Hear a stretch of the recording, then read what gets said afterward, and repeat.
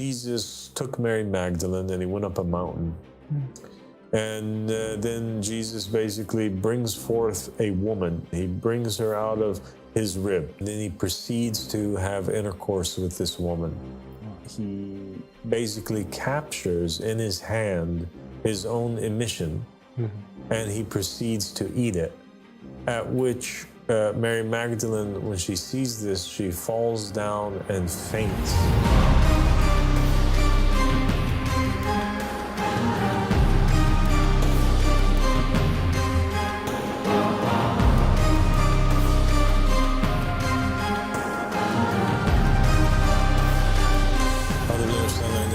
Bismillahirrahmanirrahim. Allahümme salli ala Muhammedin ve ali Muhammed ilemu mehdina ve selam teslima. Assalamu alaikum wa rahmatullahi wa barakatuh. Wa alaikum salam wa rahmatullahi wa barakatuh. Good to have you here, my dear brother and companion, Taymour. Thank you so much for having me. So today we're going to talk about divine fluids and how there exists within Judaism, Christianity, and Islam this notion that there are certain fluids or agents or individuals or creatures that when you come into contact with them, you become impure because their state is one of impurity. Yes. The opposite of that is also true, and that is just as there is that, there are agents and individuals and fluids that if you come into contact with them, they have a purifying effect. Okay. Okay? Yeah. So within Judaism and Islam, for example, there are certain animals that are impure. Yes. One of them is the pig. The pig is a najas creature. If you come into contact with the pig, there's this belief that it transmits to you impurity. Okay. It causes you, because of contact with the pig, to become in a state of impurity like the pig is. Okay. And so you must wash yourself and cleanse yourself from this state before you're allowed to approach God in prayer. Just as the pig is unclean, you become unclean because the pig licked you or rubbed against you or urinated on you or any of that. Oh, yeah. The same thing is true in regards to the dog. When Muslims believe that the dog's saliva, his urine, is impure. And contact with a dog would put you in a state of impurity whereby you cannot approach God until you cleanse yourself. Yes. These religions also believe that there are certain liquids or fluids that are emitted from the human being that would also place them in a state of ritual impurity. Yes. For example, a person, if he urinates on himself, he's not allowed to, with that clothing that has the urine on it, approach God or pray to God. Yes. And there are even narrations of a man who did not cleanse himself from, he would constantly urinate on himself, and he didn't clean himself from that urine, and his destination in the end was hellfire. Okay. Okay? So it is serious because God does not want to talk to you if you're in this state. You're not allowed to talk to him if you're in this state. You become impure, so your connection to God is cut off, and there is a potential of going into hellfire unless you fix this issue that's taken place. Yes. Interesting. Okay?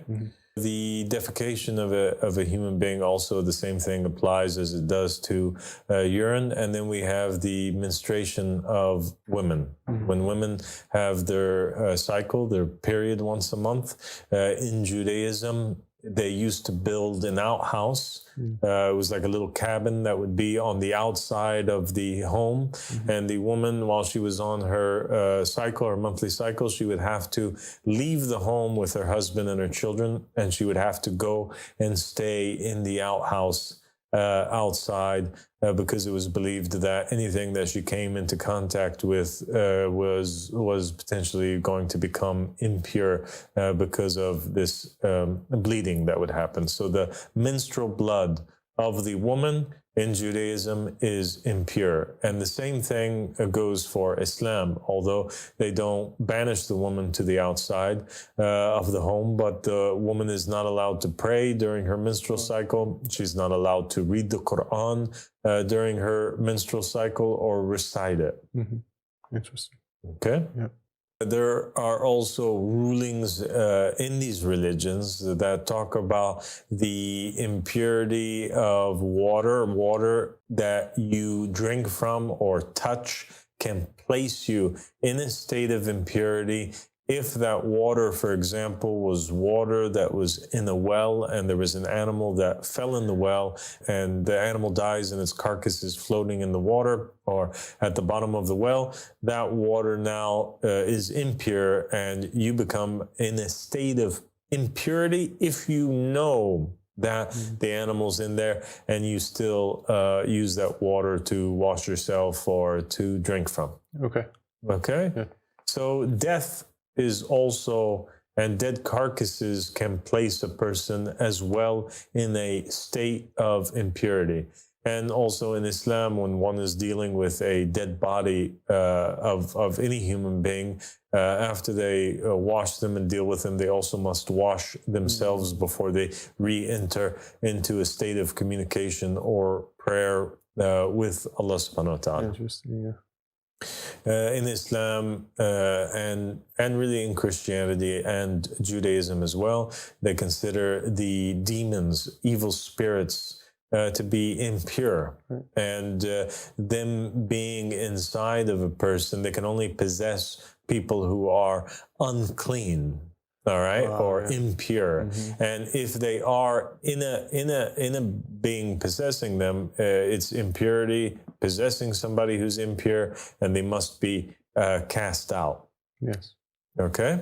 All right. So now we've covered liquids, urine, and blood. We've talked about animals. We've talked about dead carcasses, bodies. What about non-believers? So we know that in Judaism, Christianity, and Islam also there is a particular negative view towards people that worship idols or false gods or polytheists, and they are considered to be impure. And there's many references to this in the Hadith and also in the New Testament and the Old Testament. It's there.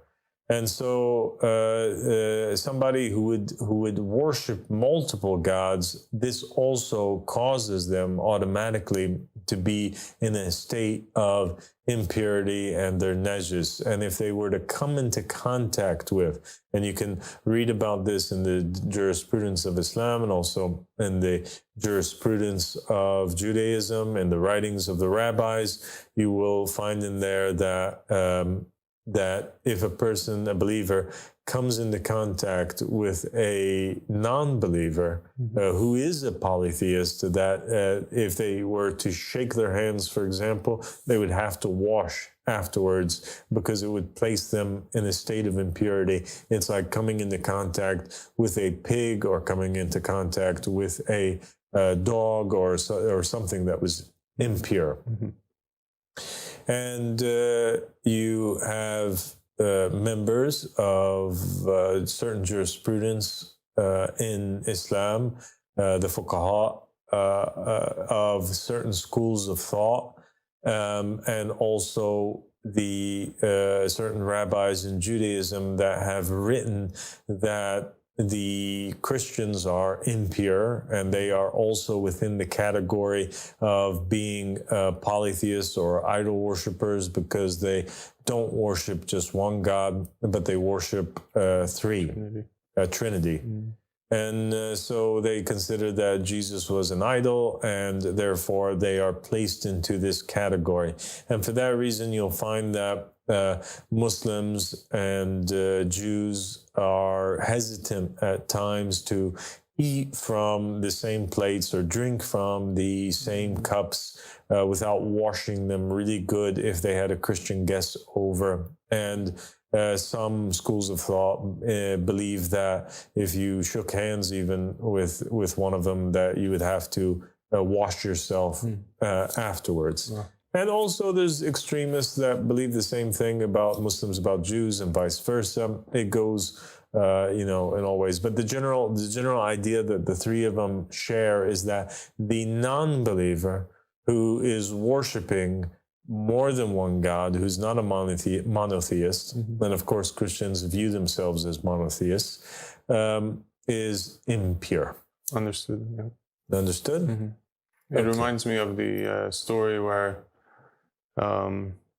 even Jesus, one of the most beloved prophets, alayhi salam, where he is approached by a Canaanite woman and he says, basically an exchange takes place, but he calls her in that exchange a dog, or more filthy than a dog. So even Jesus, the most compassionate prophet, is still subscribing, it seems, to that idea that some people are filthy. Yes, are impure. Okay, so if we know that the devils are impure, and we know that there are creatures that are impure, and that there are liquids that are impure that cause a person to be in a state of impurity, then we have to say, well, the opposite must be true. Just as there is good, there is evil. So if there are agents that make somebody impure, there has to be agents that are making people pure, and there has to be people that are pure by nature as well. Makes sense. Yeah.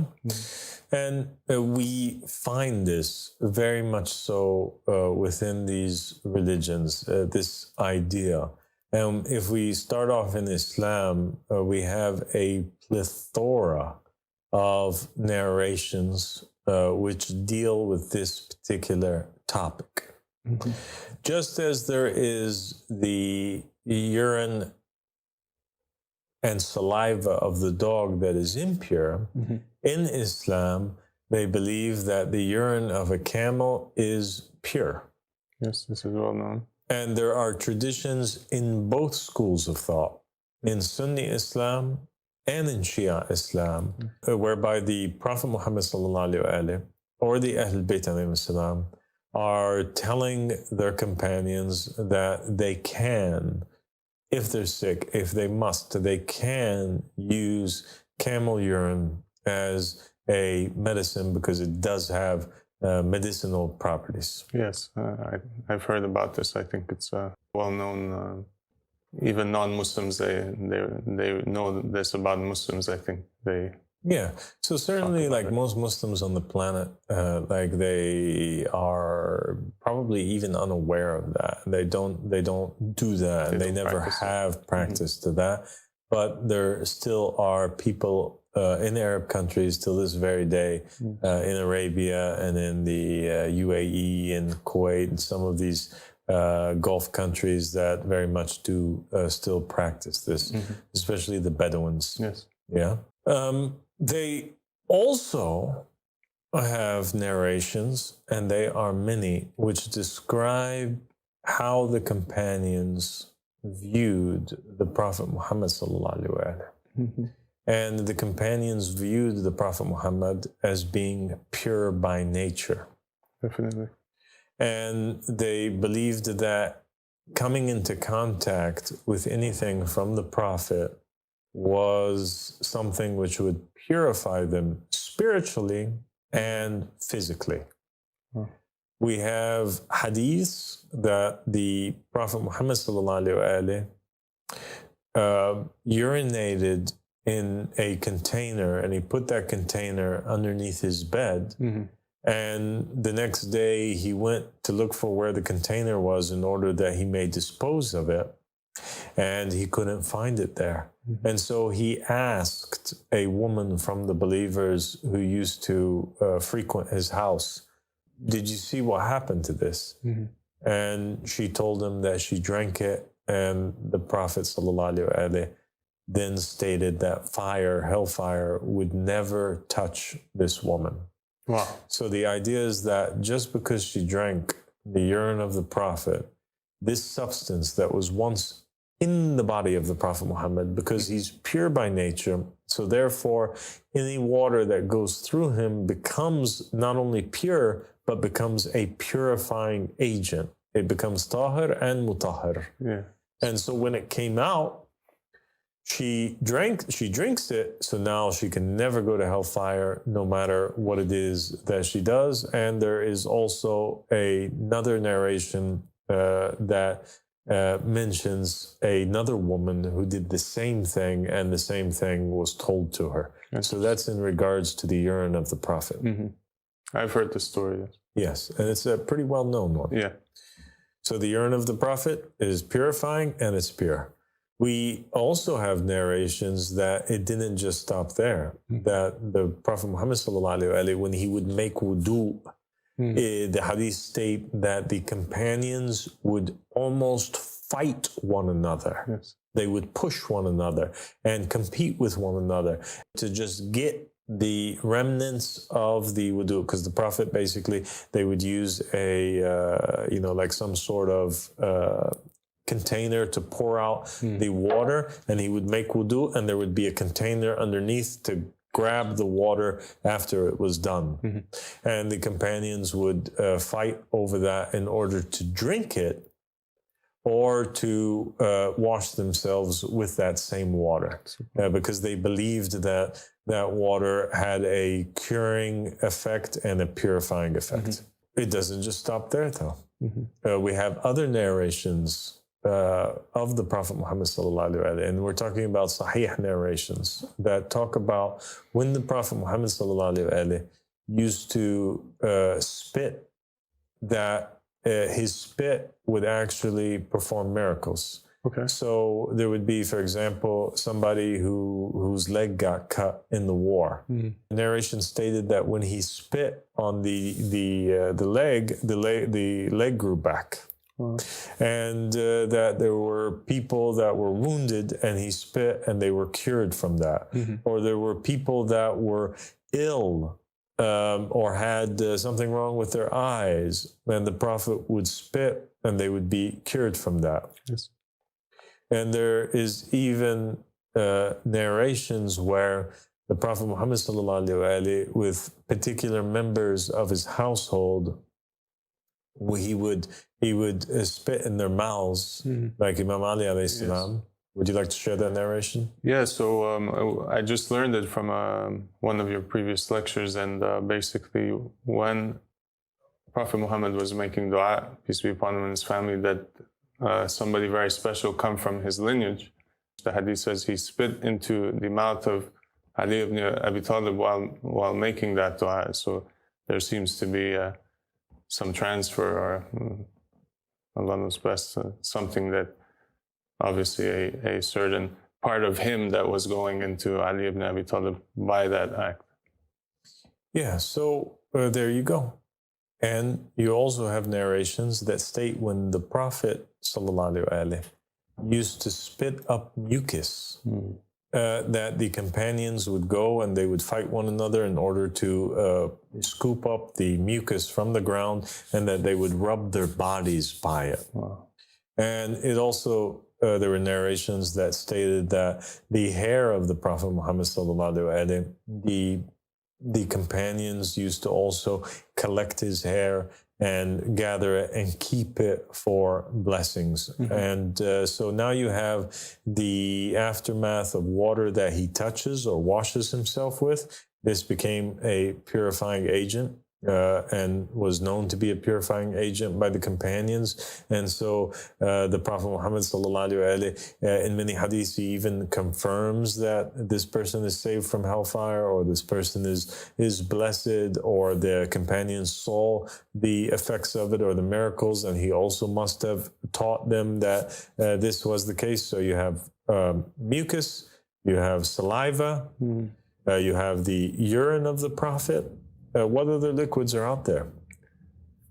Blood. Blood, yes. So there are a couple narrations also. There's several narrations actually, but a couple of them, they indicate that it's a good thing. A couple of them indicate that it's actually a bad thing. So there's a hadith that the Prophet sallallahu alaihi wasallam, he was making hijama, and after he was done with the hijama, he gives the cup that had the blood in it to Abdullah ibn Zubayr to dispose of it. He tells him, get rid of it, bury it somewhere so that no animals can reach it.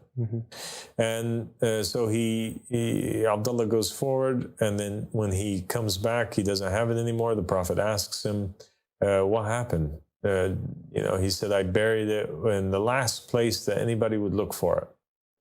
And so he says, or that anybody can find it. And he says, did you drink it? And Abdullah says, yes. And then in one narration, the Prophet smiles, like he's happy about that. In another narration, he indicates that it's a good thing. So he says, woe to the people from you. Why did you drink it? Woe to the people from you, and woe to you from the people. It's understood by some people, and the implication there is that, okay, why did you do it? But now you're going to have the strength or the power that the Prophet ﷺ has, or some power from the Prophet, because you drank that energy or that life force from him. And they state that that's why he was courageous in battle, or that's why he, was able to, be successful in certain things.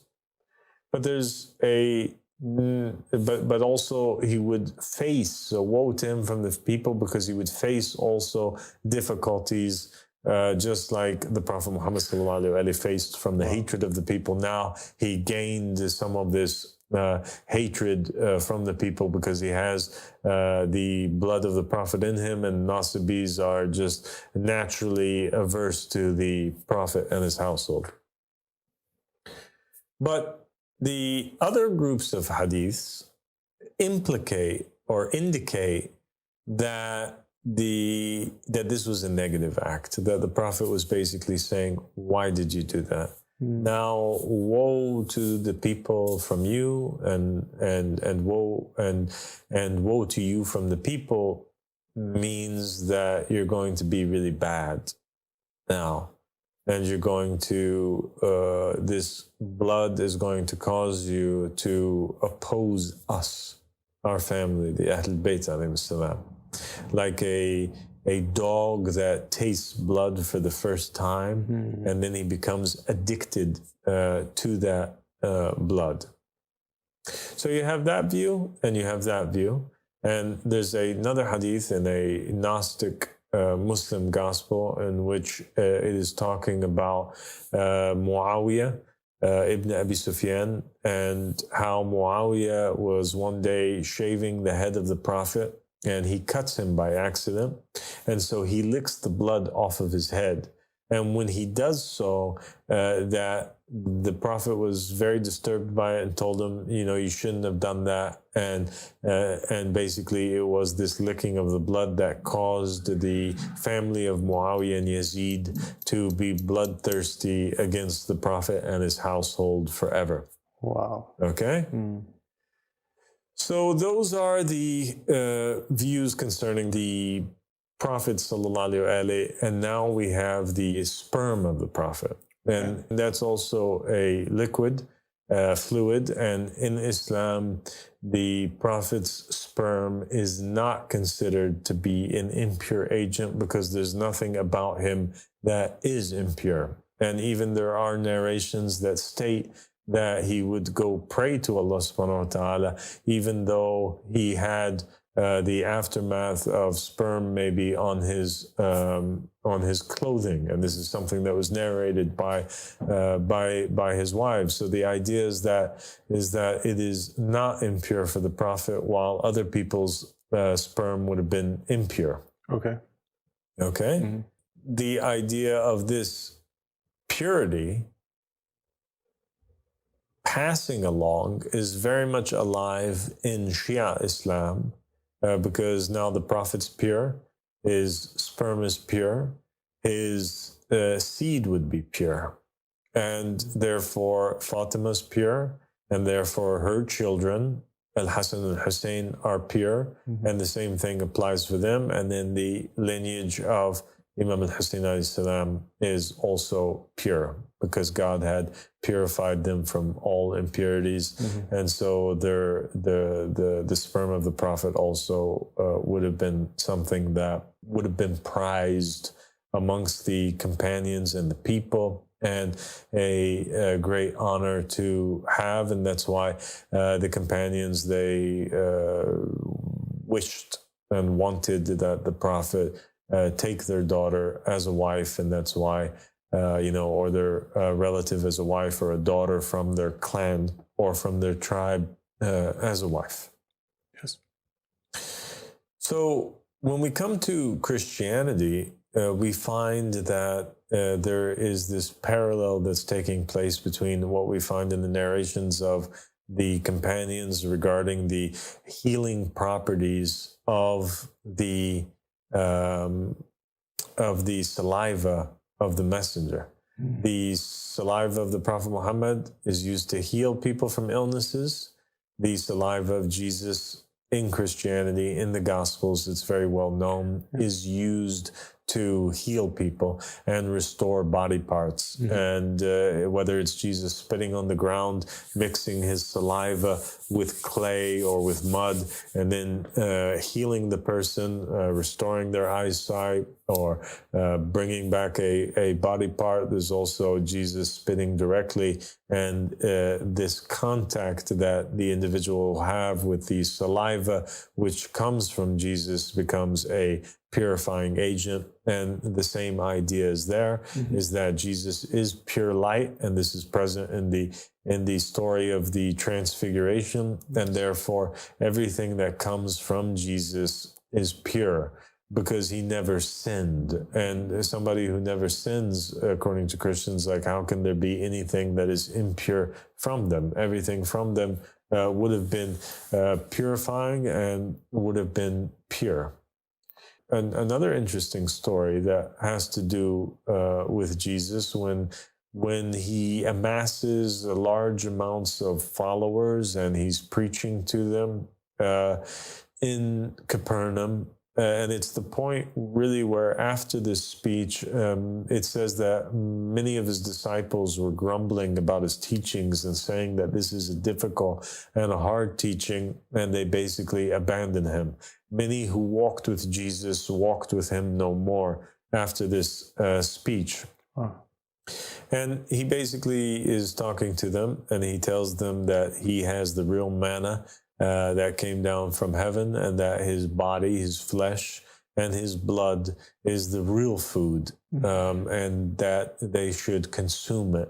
And the people were terrified at hearing this idea, because they considered the blood to be impure, and cannibalism to be something which was not allowed. And so if you understood it to be that in its apparent meaning, they were disturbed by it. If you were talking about something else, which we proposed this in the book of the Goal of the Wise, we actually proved it, and that was that Jesus was talking about his sperm. Yes. Because the sperm, and other people have written about this idea as well, that when somebody is talking about their flesh and blood, they're actually talking about their seed. They're talking about their sperm, because the sperm grows up to be the flesh and blood of the human being. And so this idea that the consumption of the skin or the hair or the sperm or any agent, the urine of Jesus, this disgusted the Israelites and caused them to not want to have anything to do with Jesus. And the early Christians, they had a lot of narrations that had to do with this idea. And these narrations are widely shunned and kind of like hidden because they're so heavy and difficult for most people to accept. But for example, there is this narration that states that Jesus took Mary Magdalene and he went up a mountain. And then Jesus basically brings forth a woman. Just like Jesus created birds in this narration, he created a woman. He brings her out of his rib. Okay. In front of Mary Magdalene, and then he proceeds to have intercourse with this woman. Wow. This is what the narration states. And all those who are offended, they should be offended by the narration, not by me. Mm-hmm. After Jesus has intercourse with the woman, it states that he basically captures in his hand his own emission, mm-hmm. and he proceeds to eat it. At which Mary Magdalene, when she sees this, she falls down and faints. She loses consciousness. She's in a state of shock. And Jesus, when she regains her consciousness, basically says, "You of little faith," and then states that if we are to have eternal life, or if we are to live, then this is what we must do. Wow. And so when you put that narration next to what Jesus stated in the Gospels, that all of the people considered to be so extremely heavy that they abandon him and abandon his call, then you can obviously see what it is that Jesus was speaking about. It's that which the disciples couldn't handle. It's that which Mary Magdalene herself passed out, and she was supposed to be the best of the disciples, mm-hmm. and what caused the people to abandon him and disbelieve in him, and in the end seek to crucify him. Wow. In Judaism, you do have a few narrations that would indicate that, but for the most part, it is not like the plethora of hadiths that you have in Sunni and Shia Islam and in Christianity in regards to this topic. And we do know also that in the people that practice magic, mm-hmm. okay, and they practice the occult, they also find the fluids of the human being to be extremely important, and has great magical properties and effects. Mm-hmm. And you have in their writings that there are certain things and spirits that they're able to summon through the mixing of particular substances, for example, sperm with breast milk, mm-hmm. Or people that have gained the ability to see jinn through getting a black dog and taking the fluid from the eye of the dog and placing that fluid into their own eyes.